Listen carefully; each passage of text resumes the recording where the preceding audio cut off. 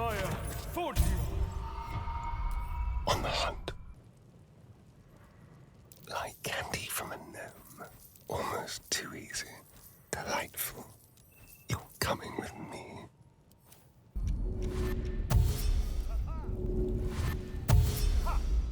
Let's go.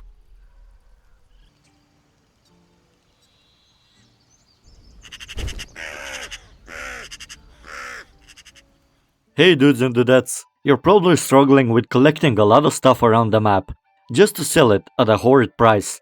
I got good news, you don't have to be a hoarder anymore. I'll show you two things, an exploit that will probably get patched as soon as the devs figure out what they've done, and I'll mention how the stealing mechanics user interface got reworked with patch 5, in regards to stealing stuff.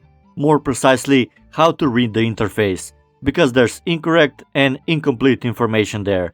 It's easy to get confused as how the guidance spell works on stealing, because the new UI doesn't put the changes right in your face. Shh, don't worry, I'm here.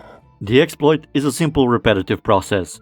Rescue the talkative skeleton from the crypt, take a long rest with or without spending camping resources, select a Larian or someone else with high dexterity and sleight of hand proficiency, cast guidance on yourself, and steal the gold on the skeleton. If you're having trouble rolling a high number, split the gold and steal it stack by stack. The skeleton doesn't care and won't react. In fact, while you're at it, steal the scrolls too. I don't know why Larian decided to add gold to a skeleton, but his inventory resets every long rest, so you can repeat this process indefinitely.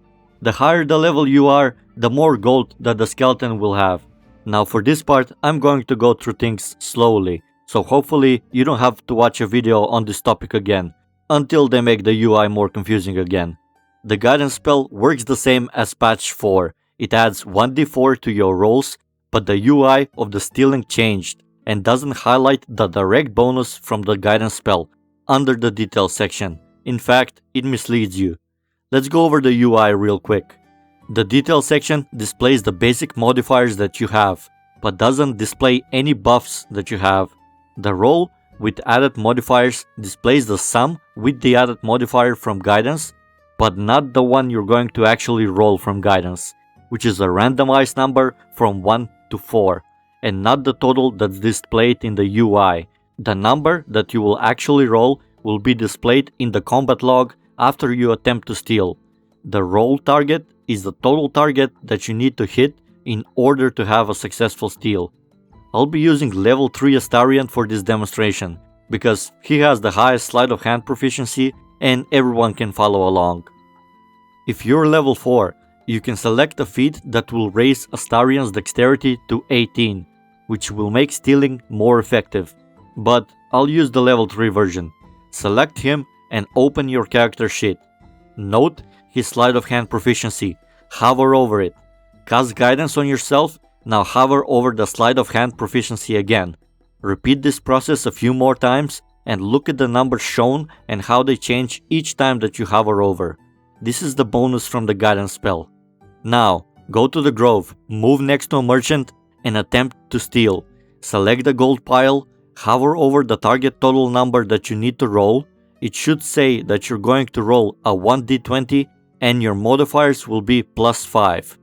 This means that when you roll a 1, which is the minimum, your modifiers will be added, which means that the minimum target that you will get is going to be 6. Now, let's tweak this a little bit higher. There's a ring hidden in a corpse near the Risen Road, which increases your sleight of hand rolls by 2. You want to equip that if you're going to steal. This will not be displayed on the details when stealing, so you'll have to do the math of how much the total modifier should be. And don't forget the rusty necklace that allows you to cast guidance if you hate having Shadowheart in your party. Or you can use it for something that I'll talk about in the end. Cast guidance on yourself and go into turn-based mode so that it doesn't run out and the merchant doesn't react while you're contemplating on how fast you want to put him out of business.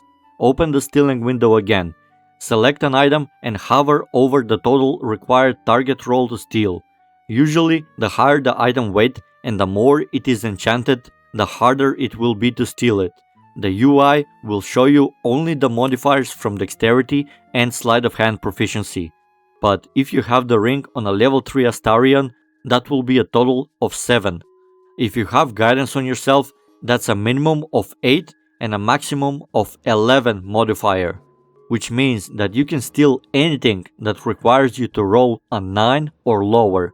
There was a glitch in previous patches where you could manipulate the guidance spell to always give you +4 on your modifiers by switching the items until it showed +4 on the modifiers. This doesn't work anymore, but it will still show in the UI. The bonus from guidance is randomized the moment you click steal, and you can read them in the combat log. That means we can rely only on its minimum modifier, which is +1. I recommend stealing only gold, buying the items, and then stealing the gold back again, because there's an extra step for stealing gold. You're able to split it enough times where the target to steal is lower or one number higher than your modifier. This gives a 100% chance of stealing, so split the gold, move over the stack, and steal, with the ring equipped and guidance on you. However, I doubt you want to split the gold to 183 per stack in order to steal it all. I suggest splitting the gold to the magical number of 386, which is the edge of the total target roll for 10. You will only fail this roll if you roll a 1, and the guidance bonus is 1, which is a combination that is highly unlikely. And if you're feeling like a true edgelord, you can split it to the magical number of 609. Your hero is coming. Which is the target edge for 11. After you steal all the items and the gold that you want, dash away with your character out of range. The merchant will do one of two things: call the guards to question the people in the vicinity, or start questioning your characters himself. If he questions the person that stole the items, you can bribe him once, but he will look at you every time that you pass him. The second time you bribe him, he will attack you. You can try to make a deception or intimidation check and say that it wasn't you, but the check is high. You can make these charisma checks indefinitely every time that he catches you, and he will still look at you when you pass by, if he catches you. In case he questions one of the characters that didn't steal from him, select the option saying it wasn't them, and he'll leave them alone. No checks are needed. Alternatively, you may immediately teleport all your party members to another location when you finish stealing, if walking is just not in your lifestyle. A little bonus for all of you that watch to the end: at level 3, clerics, and I'm not too sure, but I think druids as well, get a spell called Enhance Ability. With this, there's a variation that you can cast called Cat's Grace. It gives you advantage on your dexterity rolls, which is stealing. This translates into being able to roll twice on one attempt for stealing, and the higher number of the two rolls gets chosen for the stealing. The ability costs a level 2 spell slot, and it is extremely helpful, but note that it uses a concentration point, so you cannot cast guidance and enhance ability with the same character.